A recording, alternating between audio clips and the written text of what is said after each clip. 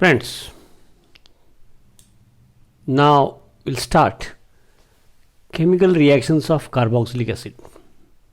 Carboxylic group containing substances, chemical properties or chemical reactions. म्हणजे हा carboxylic group असलेला alkyl, अराईल किंवा फॉर्मिक ॲसिड घेताना ठराविक एक्झाम्पल्स घेत असतो, पण हे सगळ्यांना लागू आहे. तो इतर कुणाबरोबर कसा कसा रिॲक्ट होतो. ओके, तर त्याच्यामध्ये पण basically 3 parts we have done 3 parts. पहिला पार्ट एकदम सोपा आहे. Reaction due to OH bond. कशातला? OH bond of carboxylic group. म्हणजेच ॲक्च्युली या हायड्रोजनला आपण चर्चेमध्ये आपल्या सोयीसाठी काय म्हणत असतो? Acidic hydrogen atom. Acidic hydrogen atom. का बरं? बिकॉज वेन कार्बॉक्सिलिक ॲसिड, मग तो मिथाईल, इथाईल, अराईल काही असेल, जनरल मी आर लिहिले. Acetic acid, formic acid, benzoic acid, when dissolved in water, नाही का, ॲक्वस म्हणजे large amount of water, dilute with water. When dissolved in water काय होतात? हेटेरोलिसिस. ते माहिती आहे मला का हेटेरोलिसिस होतात. Highly polar. OH बॉन्ड असा पण पोलर आहे, पण because of resonance we have seen in the beginning of this topic, highly polar. आणि त्यामुळं भले हजारामधले 10 असतील, म्हणजे वीक ॲसिड आहे ना, पण ते अंदाज येण्यासाठी म्हणून मी असं काल्पनिक आकडे, ह्याच्यापेक्षाही मोठा फरक असतो.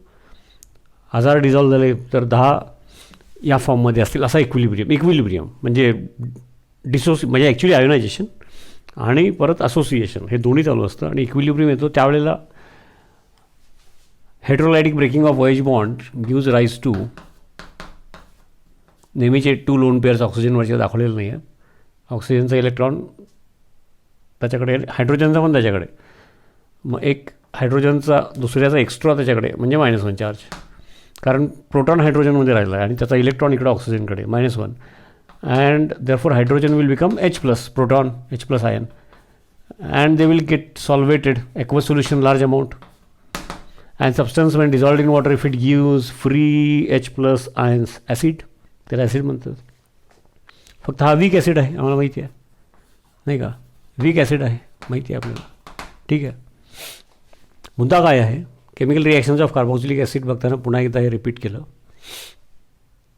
मग याचं हेट्रोलिसिसच ह्या पूर्ण ग्रुपमुळं आहे, त्यातल्या रेझोनन्समुळं आहे, म्हणून त्या ग्रुपची रिॲक्टिव्हिटी, त्या ग्रुपमधल्या OH. ओके, तर हायड्रोजन ॲसिडिक म्हणून याला नाव आपण ॲसिडिक हायड्रोजन दिले. कार्बॉक्सिलिक ग्रुपमधला नाही तर इथं असतातच ना, मिथाईल, इथाईल, प्रोपाईल, भरपूर हायड्रोजन ॲटम्स आहेत. ओके, तर ते डोक्यात ठेवा. मग त्या रिॲक्शन्स ज्या डायरेक्ट लिहितो आपण त्या लिहिणारच, पण जर या अँगलने विचार केला असेल, so carboxylic acid in water gives free H+ ions.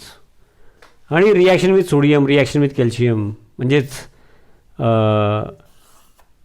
Reactive metals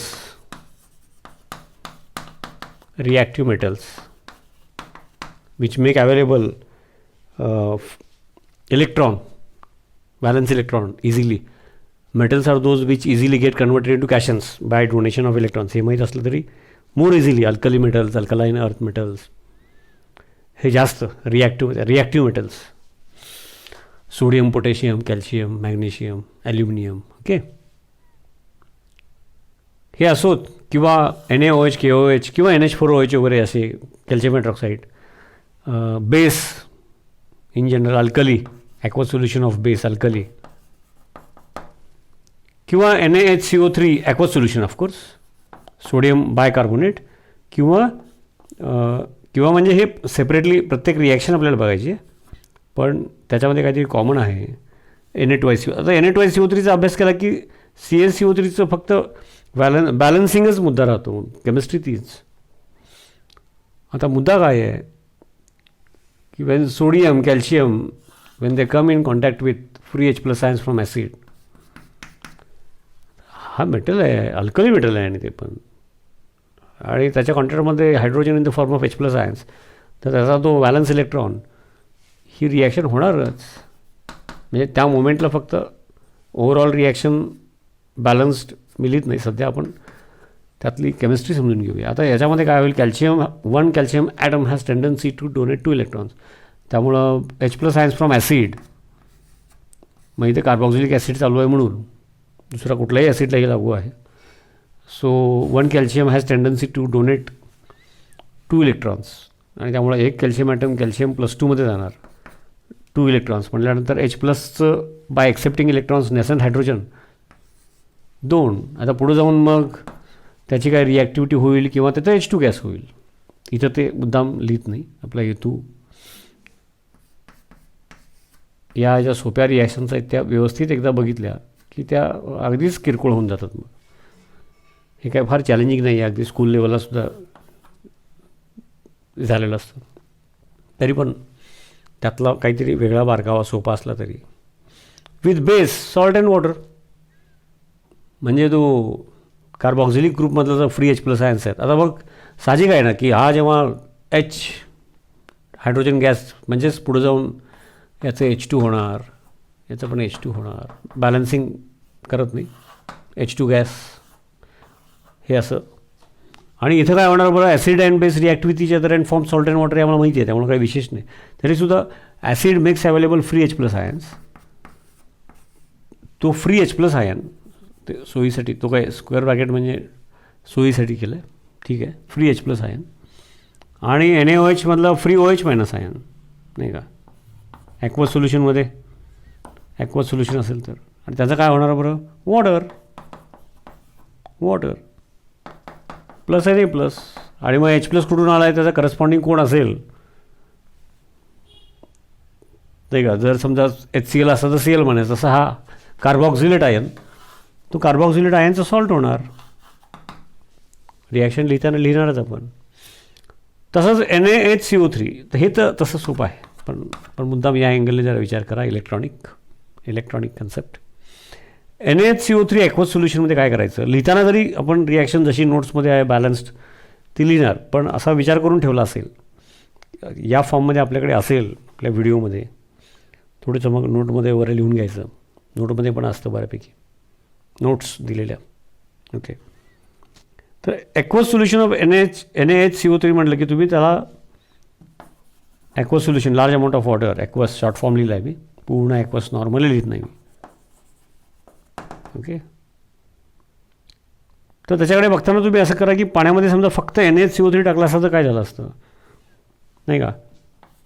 तर समजा असं केलं की free ions Na+ aqueous plus HCO3 - aqueous, असं विचार करा पाहिजे, असा विचार करा.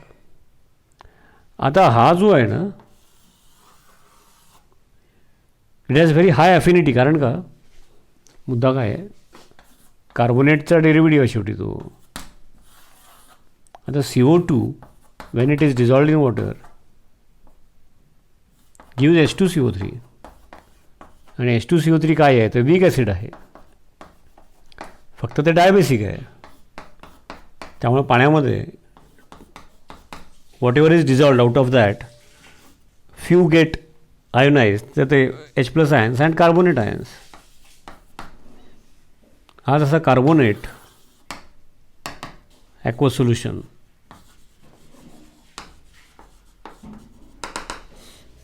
तसा हा लिमिटेड सप्लाय ऑफ बेस त्या तो हा बनवला असेल तर हा HCO3- बाय कार्बोनेट.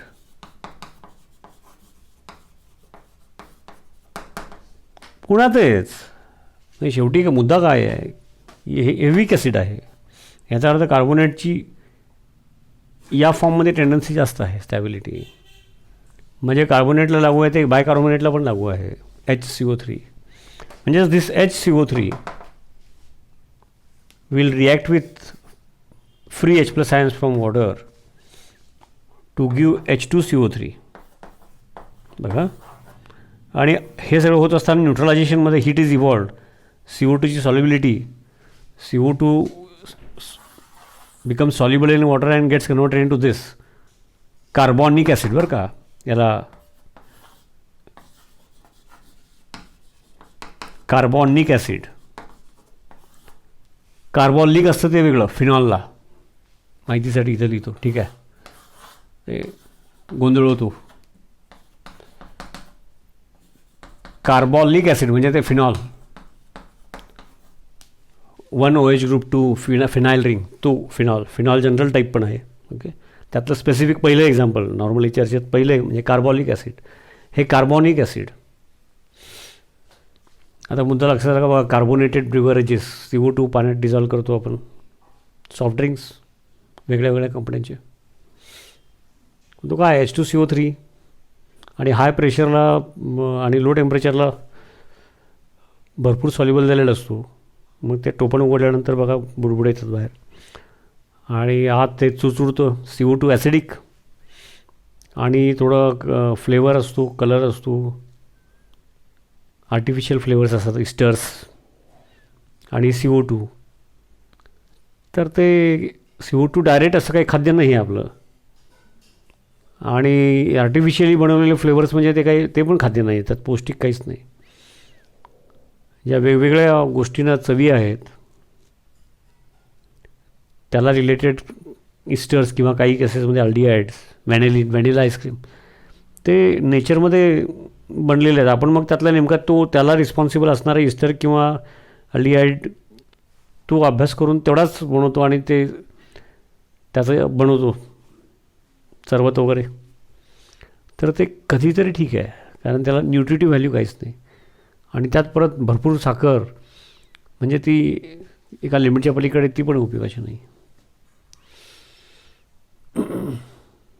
ओके, काय हरकत नाही. तर आणि त्याचा परिणाम, कार्बोनेट जे काही डिसोसिएट होतात त्याचा आतमध्ये काय परिणाम होतो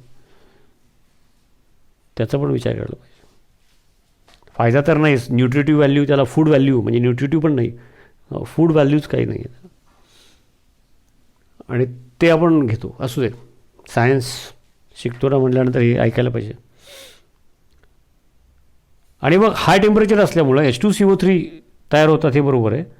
तरी पण न्यूट्रलायझेशन रिॲक्शनमध्ये salt and water heat is evolved, त्यामुळं तिथं H2CO3 असलं तरी ते लिहिताना बऱ्याच वेळेला आपण CO2 + H2 असं लिहितो. आता हे डोक्यात पाहिजे, असं एकदा बघितलेलं, समजून घेतलेलं असलं पाहिजे की NaHCO3 जरी असलं तरी तो Na+ अँड HCO3, किंवा तो असाही समजून घेता येईल, बघा इथं लिहितो की NaHCO3 विथ वॉटर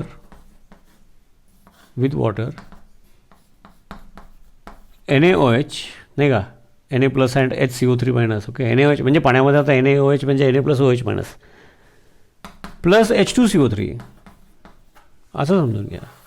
आणि मग तुम्हाला कळेल की म्हणजे NaHCO3 वॉटरमध्ये डिझॉल्व्ह झालेला NaHCO3 तुम्ही ॲसिडबरोबर रिॲक्ट केलं, इथं कोणी असेल, कार्बॉक्झिलिक ॲसिड असेल किंवा HCl, आता कार्बॉक्झिलिक ग्रुप चाललं आहे तर तेवढंच बोलूया, तसं जर केलं असेल तर न्यूट्रलायझेशन रिॲक्शन. आता हे जर डोक्यात असेल एवढं, तर बॅलन्स रिॲक्शन लिहायला काही अडचण येत नाही. फक्त NaHCO3 असेल तर 1 Na+. आता एकदा NaHCO3ची एवढी अभ्यास चर्चा झाली तर Na2CO3चं काही घाबरण्याचे कारण नाही. तुम्ही आता लिहिताना एवढं सगळं लिहायची गरज नाही,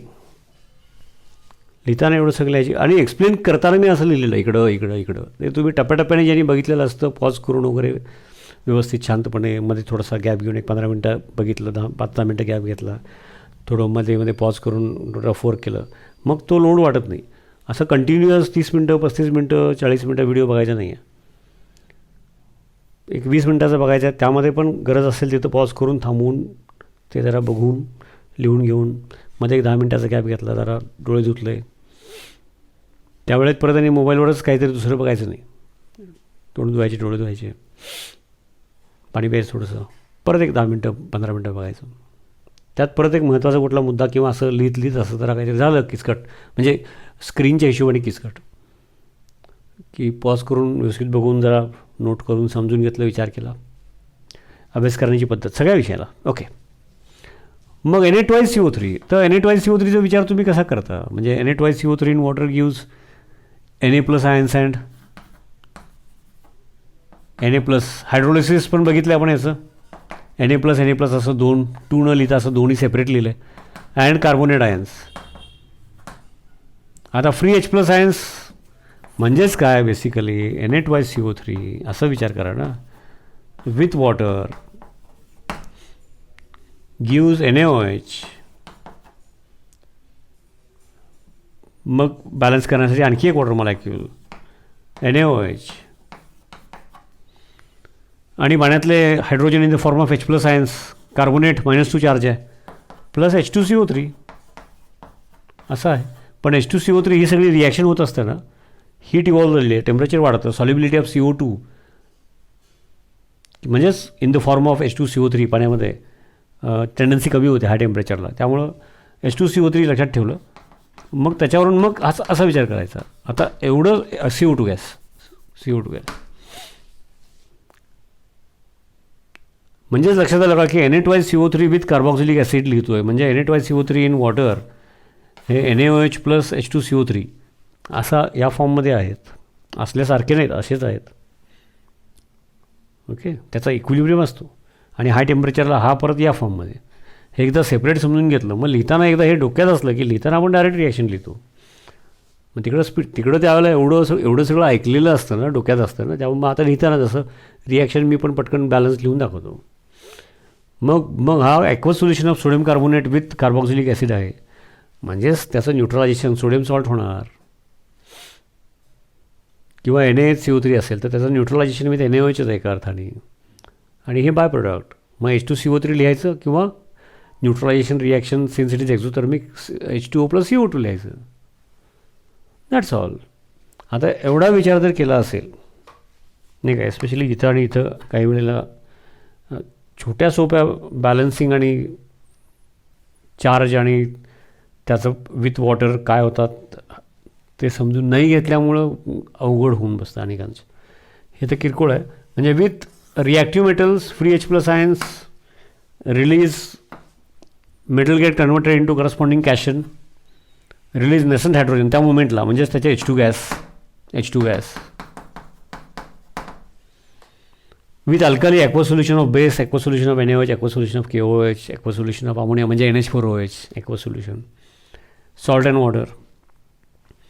मग सोडियम बायकार्बोनेट असेल तर काही वेगळं नाही. वॉटरमध्ये तो परत बेसिकली स्टेप्समध्ये सांगताना सांगितलं म्हणजे तो परत NaOHच देतो. Na+ पाण्यामध्ये आणि HCO3-. मग पाण्यातलं H+ आयन H2CO3 दिलेलं तर बाजूला आता स्ट्रॉंग असल्यामुळं NaOH लिहिताना जरी लिहिलं तर ते Na+ आणि OH- असं आहे. म्हणजे बेसिक आहे ते. म्हणजेच काय होणार आहे बरं की याची NaOH बरोबर रिॲक्शन करतो आहे आणि CO2 इज इव्हॉल्ड असं डोक्यात ठेवून करायचं. तसंच याचं 2 मॉलिक्युल्स ऑफ NaOH बरोबर बॅलन्स करायचं. CO2 gas is evolved. आता असा विचार केला असेल तर ज्या रिॲक्शन नोट्समध्ये पुस्तकात दिलेल्या आहेत त्याच मग मी आहे तशा लिहिणार. मग ते काय शिकवणं झालं. मग त्यात मग काय शिकवण्यासारखं मग काय असतं. That's all. आता फक्त सोयीसाठी 1-2-3 एक्झाम्पल्स रिॲक्शन्स लिहून ठेवतो आणि तुम्ही ते 1-2 मिनटं बघा आणि परत पुसून टाकतो. That's all. ओके. तर ते let me remove whatever is written on the board. Yes. आता एक्झाम्पल्स मगाशी ती जी चर्चा केली मुद्दाम तशी करायचं. रिॲक्शन्स डायरेक्ट लिहिल्या तर अनेकांच्या सहज लक्षात राहण्यासारखे आहेत. पण तसं लक्षात म्हणजे समजून न घेता बॅलन्स्ड रिॲक्शन लक्षात राहणे, पाठ करणे, दॅट इज रॉंग. समजून घेतलेलं रिपीट झालं आणि त्यातली लिंक आणि ती केमिस्ट्री लक्षात राहिली त्या अर्थाने पाठ, दॅट इज करेक्ट. मेमरी महत्त्वाची आहे. Memory is important. पण त्यातलं बेसिक्स, त्यातली केमिस्ट्री आणि ती पुन्हा पुन्हा केल्यामुळं त्यातली ती लिंक, त्यातल्या स्टेप्स, पटाकीची माळ आणि ते समजून घेतलं आणि ते समजून पुन्हा घेतल्यामुळं लक्षात राहिलं म्हणजे पाठ झालं. ओके. आता सिम्पल आहे की आता मला समजलं की सोडियम मेटल आहे आणि ॲक्वस सोल्युशनमध्ये लार्ज अमाऊंट ऑफ वॉटर म्हणून इथं ॲक्वस लिहितो. काय होणार ते मग अशी बघितलं आणि त्याप्रमाणे मग Na+ आणि O- यांचा सॉल्ट आणि हा नेसंट हायड्रोजन म्हणजे अल्टिमेटली H2 गॅस. त्या आता मी डायरेक्ट लिहितो. मग मला त्यातली केमिस्ट्री कळलेली आहे. सोडियम गेट्स कन्वर्टेड इंटू हा O- अँड H+ आणि सोडियम Na+ नाही का. मग तो प्लस लिहित नाही, हा प्लस आणि हा उरलेला minus plus nascent hydrogen. But immediately nascent hydrogen will get converted into H2 gas. मग 1/2 H2 गॅस लिहा, कारण 1 मोल ऑफ नेसंट हायड्रोजन म्हणजे हाफ मोल ऑफ, किंवा पूर्ण रिॲक्शनला 2ने मल्टिप्लाय करा. मग बऱ्याच वेळेला पुस्तकात काय असतं की इथं 2ने मल्टिप्लाय केलं म्हणजे इथं 1 होणार. ओके. NaHCO3 ॲक्वा सोल्युशन बरं का, हे फार महत्त्वाचं आहे. तर याच्याकडे बघतानाच तुम्हाला मगाशी मी सांगितलं तसं की NaHCO3 इन वॉटर म्हटल्यानंतर लिहिताना जरी NaHCO3 ॲक्वा सोल्युशन असं लिहिलं तरी मनामध्ये पटकन विचारायला पाहिजे की म्हणजे तो पाण्यामध्ये NaOH प्लस CO2 म्हणजे जो पाण्याबरोबर रिॲक्शन सांगण्याची पद्धत आहे असं डोक्यात विचारायला पाहिजे. म्हणजेच बेसिकली NaOH आणि याची रिॲक्शन आहे असा त्याचा अर्थ होतो. आणि मग त्याप्रमाणे आपण acid base react with each other and form salt and water, ONA salt, sodium acetate, okay, plus CO2, that's all, sodium acetate. हेच त्याच्याऐवजी जर Na2CO3 असेल, ओके, एक्झाम्पल म्हणून मी ॲसिटिक ॲसिड घेतलं आहे, नाही का, ethanoic acid, propionic acid, common name propanoic acid म्हणजे C2H5, किंवा बेन्झोइक ॲसिड, किंवा फॉर्मिक, कोणी असू दे. तर इथे आम्हाला कळतं की with water NaOH plus CO2, किंवा सेपरेट मी लिहून दाखवलं ती सगळी केमिस्ट्री. मग त्याप्रमाणे आपण इकडं 2 molecules of 1 mole will neutralize 2 molecules, 1 molecule म्हणजे 1 mole will neutralize 2 moles.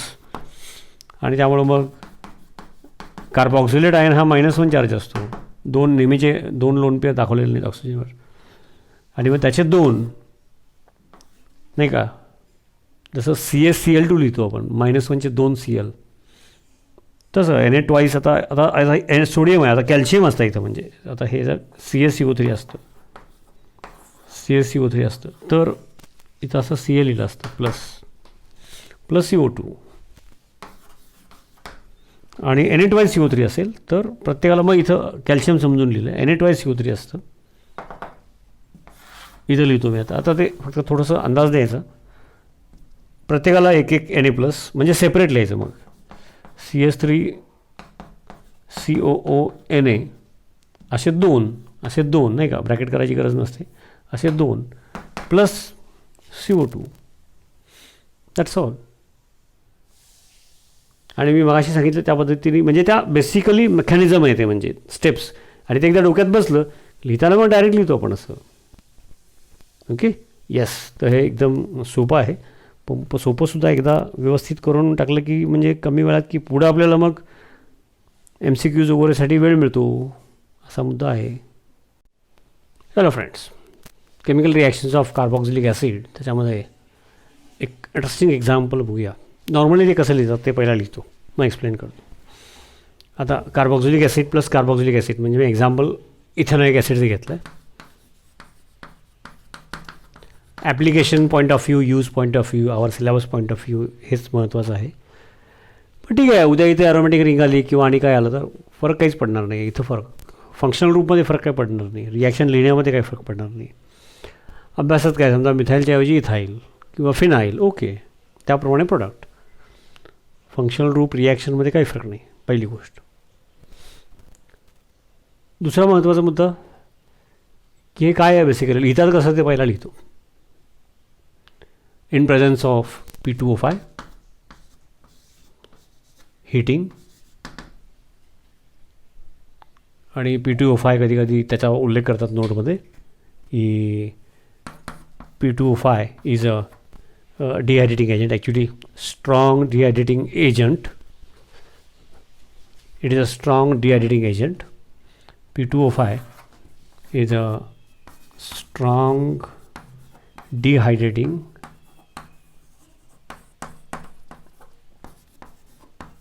means very high affinity for water, high, very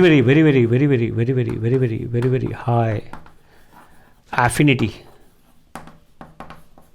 for water.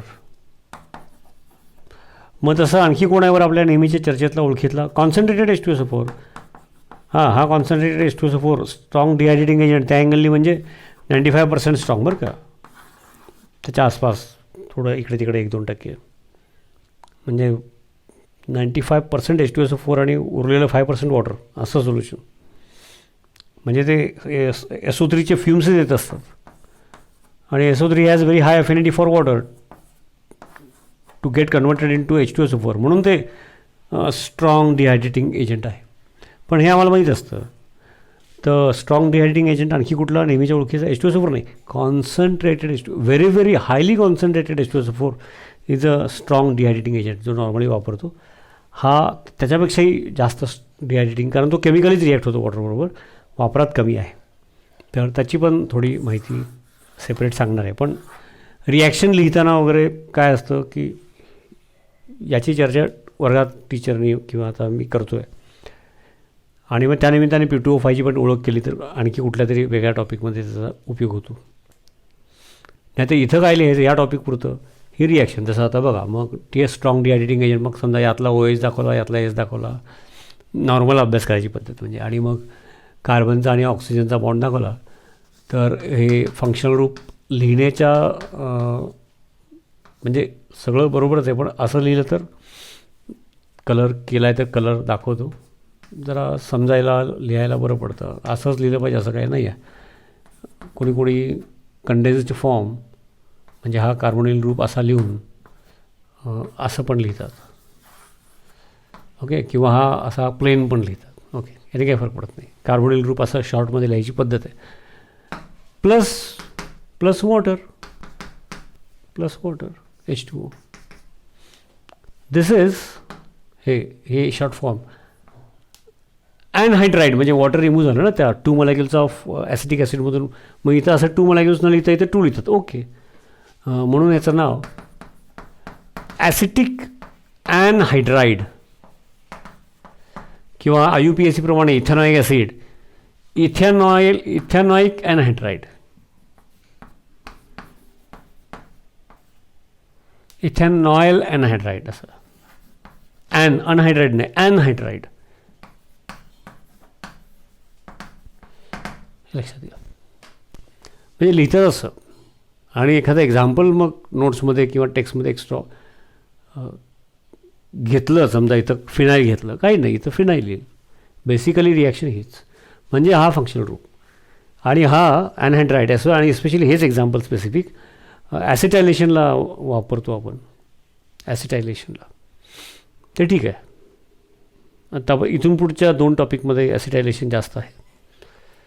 Amines ॲसिटायलेशन, आणि आपण बेन्झिनपासून ॲसिटायलेशनला वापरलेलंच आहे, हा वापरतो, किंवा ॲसिटायलेशनला पण हा पण वापरलेला आहे, ॲसिटाईल क्लोराईड. आता मागं एक मेकॅनिझम झालं त्यामुळं क्लोरीन असला काय, नाहीतर हा पार्ट असला काय, ॲसिटायलेशन.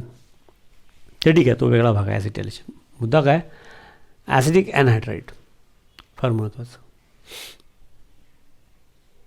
अँड P2O5 ॲक्च्युअली ॲरोवर लिहिलेलं असलं तरी मग कधी कधी सेपरेट पण लिहून दाखवतात, म्हणजे मी नोट्समध्ये दाखवतो. P2O5 तो बाहेर आलेला वॉटर आहे, इट रिॲक्ट्स विथ दॅट, केमिकलीच रिॲक्ट होतो, त्यामुळं reaction goes more and more in forward direction, म्हणून तो स्ट्रॉंग डिहायड्रेटिंग एजंट. तसं हा पण आहे. त्यामुळे instead of P2O5 what is the action of concentrated H2SO4 on ethanoic acid किंवा कुठलाही कार्बॉक्सिलिक ॲसिड जनरल, तर फटकन कळलं पाहिजे की अरे बाबा आता dehydrate concentrated H2SO4 is dehydrating agent, P2O5 is dehydrating agent, phosphorus pentoxide. मग कार्बॉक्सिलिक ग्रुपवाले म्हणजे for example ethanoic acid, acetic acid on dehydration water molecule remove केलं तर अनहायड्राईड फॉर्मेशन. आणि अनहायड्राईड आम्हाला जसा ॲसिटाईल क्लोराईड लागतो अनेक ठिकाणी, तिथंच दोन्हीपैकी एक वापरतो. फॉर ॲसिटायलेशन रिॲक्शन वापरतो आम्ही. असं ते मागचा पुढचा विचार करून केलं की, आणि लिहिताना रिॲक्शन द्यायची तर एवढीच लिहितात, ते ठीक आहे. तर इट गिव्ज HPO3, बघा HPO3 असं लिहितात ते, मेटाफॉस्फरिक ॲसिड. आता फॉस्फरिक म्हणले, आता बघा ना की याच्यामध्ये P2O5 म्हणजे फॉस्फरस -2चे ऑक्सिजन 5 आहेत, म्हणजे फॉस्फरसचे +10, याचा अर्थ +5. ऑक्सिडेशन नंबर या कंपाऊंडमध्ये फॉस्फरसचा +5. मग इथे किती आहे, हा -6, कळते ना, हे रेडॉक्स 11वीचं सगळं सांगणार नाही. -2चे 3 ऑक्सिजन म्हणजे -6 हा +1, म्हणजे इथं पण फॉस्फरसचा ऑक्सिडेशन नंबर किती आहे? +5. म्हणजे ऑक्सिडेशन नंबर चेंज झालेला नाही आहे, फक्त रिॲक्शन विथ वॉटर झालेली आहे, वेगळा प्रोडक्ट झाला वॉटरबरोबर, हायड्रोलिसिस झालं आहे थोडक्यात. म्हणजेच काय की हे जे कंपाऊंड, आता बघा ना, फॉस्फरस म्हणलं की ॲक्च्युअली त्याच्या आउटरमोस्ट शेलमध्ये 1:2, 2:2, 2p6, 10 नाही का, म्हणजे निऑन 3s, 3p. बघा आता हे किती 11वीचं बेसिक आहे. 12, 13, 14, 15 म्हणजे आउटरमोस्ट शेलमध्ये 3 unpaired and 1 lone pair, 3 unpaired and 1 lone pair, म्हणून तर नायट्रोजनच्या खाली आहे फॉस्फरस. पण मग आपण ओझोन वगैरे त्या टाईपचे molecules, NO2 covalently bonded nitro group, त्याप्रमाणे विचार करा. आणि म्हणून मी लोन पेअर्स बघा, रुटीन ह्या ऑक्सिजनवर 2 नेहमीचे, हे 2 लोन पेअर, इथं 3, म्हणजे याची जी लोन पेअर आहे ना, ती त्यातला 1 इलेक्ट्रॉन इथं दाखवला आहे, म्हणून इथं मायनस चार्ज. मग लोन पेअरचा 1 इलेक्ट्रॉन आणि दुसरा इलेक्ट्रॉन म्हणून इथं प्लस, म्हणजे ओव्हरऑल समजलं ना, प्लस मायनस न्यूट्रल झाले. तर ठीक आहे, हा P2O5 त्याची रिॲक्शन विथ वॉटर इथं लिहिली मी, म्हणजेच माहीत असावं की हे ॲक्च्युली, आता इथं बघा ना, याचं काढून बघा, +5 आणि हा स्ट्रॉंग ॲसिड आहे, वापरामध्ये कमी असतो पण 1-2 ठिकाणी येणार आहे, तर माहीत असावं. मेटाफॉस्फरिक ॲसिड +5. आता आपण P ब्लॉकमध्ये ऑक्झी ॲसिड्स ऑफ फॉस्फरस, त्यामध्ये व्हरायटी येईल, त्यावेळेला परत याची ओळख होईल. ओके, तर असं एवढं त्याच्यामधले जे आता आहे रिॲक्शन पुस्तकाप्रमाणे गेलं तर समजा, किंवा पूर्वीच्या बोर्डच्या अभ्यासाप्रमाणे एक एक्झाम्पल, ॲसिटिक ॲसिड ॲरोवर P2O5 लिहायचं बरं का, हिटिंग सिम्बॉल विसरायचं नाही, ॲसिटिक अॅनहायड्राइड प्लस वॉटर झालं, आहे तसं लिहिलं की मार्क. त्याच्या निमित्ताने डिहायड्रेटिंग एजंट, मग instead of that this can also be use because this is also strong dehydrating agent. त्या निमित्ताने मग P2O5 काय करतो, तर P2O5 actually chemically reacts with water and gives this. हे लिहिताना सलिडचं स्ट्रक्चर माहीत असावं, म्हणजे हे लक्षात राहतं, पुढं एका टॉपिकमध्ये लागणार पण आहे. तर आणि मग ऑक्सिडेशन नंबर चेंज, असं मग कसाही MCQ त्याला रिलेटेड आला तर जे आहे आणि त्याला रिलेटेड जे बेसिक रेडॉक्स आणि ते सगळे झालेलं आहे, त्याचा वापर करून जर क्वेश्चन आला तर तुम्ही त्याला अभ्यास न करणाऱ्याला वाटेल आउट ऑफ. ओके, तर असा अभ्यास याचा करायचा असतो. Chemical reactions of carboxylic acid आपण बघतो आहे. आता इथं जर विचार आपण व्यवस्थित केला, तर केमिकल रिॲक्शन्स ऑफ कार्बॉक्सिलिक ॲसिडचा विचार केला तर इथं पण बॉन्ड ब्रेक झाला आहे ना. त्यामुळं आता याच्या मेकॅनिझम, आत्तापर्यंतच्या मेकॅनिझम बघितल्या, त्याच्यावरून याची मेकॅनिझमचा तुम्ही प्रयत्न करा. मी तुम्हाला हिंट देतो. आता हे पहिलं एवढं करायचं, जे आधी कार्बॉक्सिलिक ॲसिडमध्येच काही मी मेकॅनिझम सांगितलेले आहेत, त्याचा कुठेतरी उपयोग होतो म्हणून, त्याच्यावरून याची mechanism as a matter of interest असला नाही आहे. अरे बाबा, लोन पेअर